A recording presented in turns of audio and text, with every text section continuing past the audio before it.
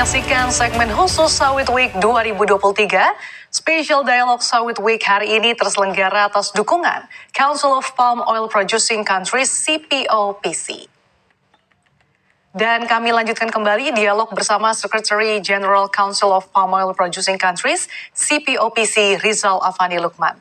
Pak Rizal, kita lanjutkan lagi perbincangan kita. Pak Rizal, kita tahu bahwa untuk memenuhi standar tadi dikatakan sawit yang berkelanjutan, sebetulnya apa sih Pak upaya dari CPOC untuk mendorong anggotanya mengembangkan sawit, utamanya hilirisasi sawit gitu ya Pak, supaya produk yang berkontribusi ini bisa menurunkan emisi karbon dan bisa dikatakan juga sebagai senjata nih Pak untuk melawan undang-undang deforestasi yang dilakukan Eropa.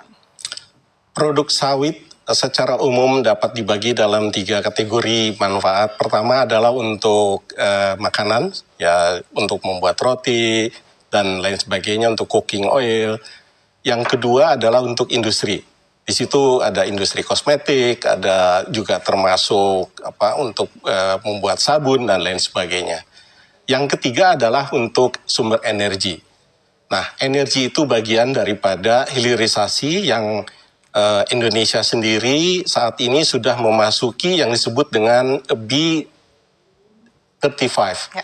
B35, ya, artinya di situ peranan daripada biodiesel yang berasal dari sawit itu menjadi sangat penting. Dan itu karena kita adalah Indonesia negara penghasil pengimport, net importer oil country, ya. Itu untuk memenuhi kebutuhan BBM di dalam negeri itu mengimpor BBM. Dengan adanya memanfaatkan sawit yang didapat di-convert menjadi biodiesel, itu bisa menghemat sekitar 10,75 miliar US dollar, ya, suatu jumlah yang sangat besar.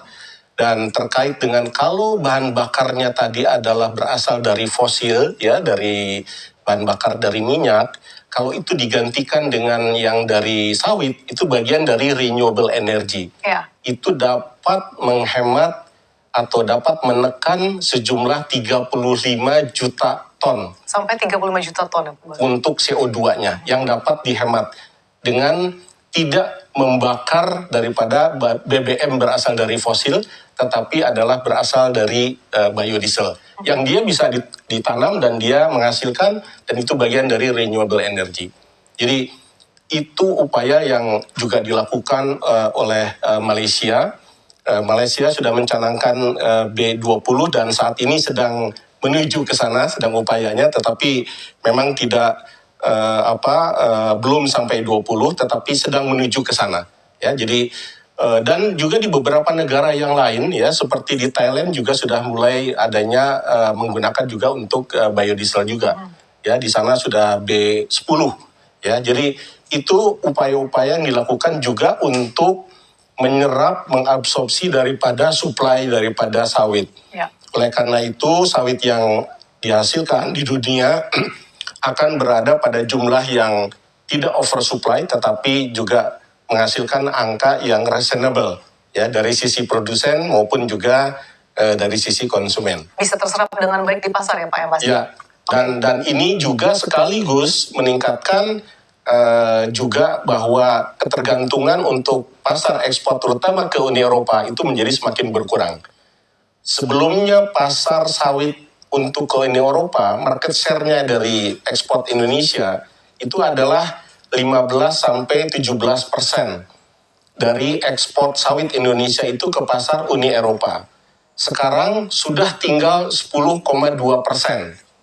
Artinya menjadi less important pasar Uni Eropa bagi ekspor sawit Indonesia. Saat ini adalah pasar utamanya adalah India, kemudian China, ya tentu Uni Eropa, kemudian Pakistan.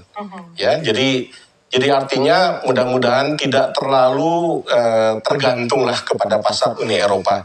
Masih ada pasar lain yang juga menjadi konsumen besar daripada sawit baik Indonesia maupun dari Malaysia. Oke, langkah nyata supaya tidak bergantung lagi pada pasar Eropa dengan melakukan diversifikasi pasar tadi ya Pak, ke India dan juga ke China. Plus dengan penyerapan di dalam negeri melalui program biodiesel tadi.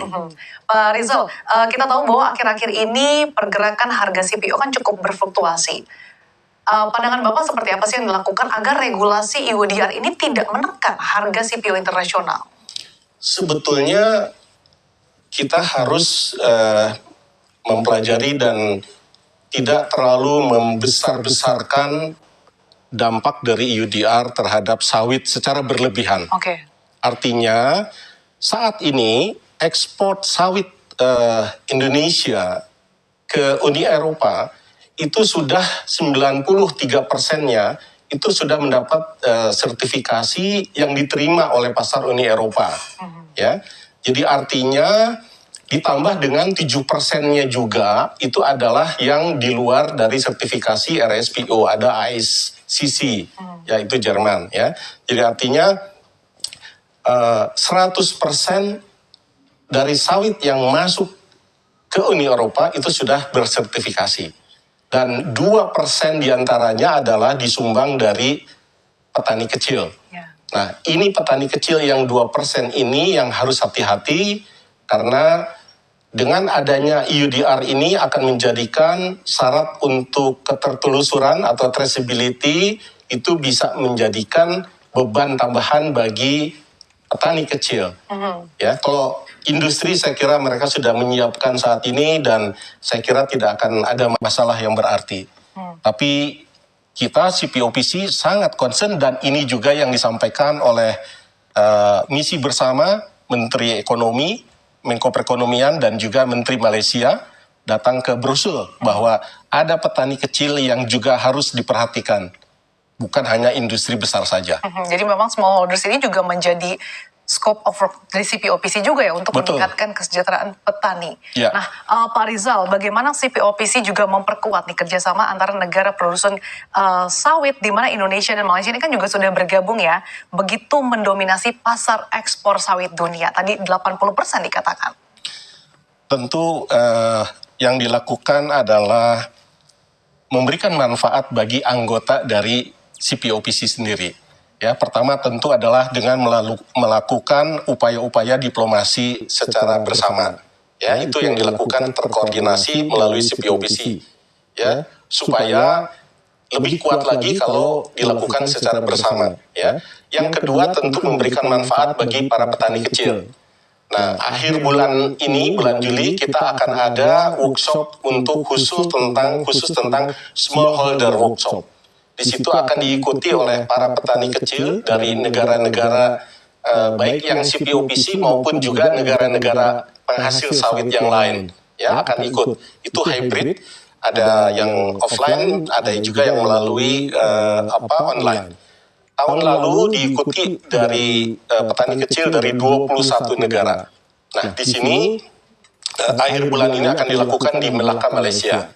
Dan akan diikuti oleh para petani kecil dari Indonesia, dari Malaysia, dari Papua Nugini, itu akan ikut secara offline.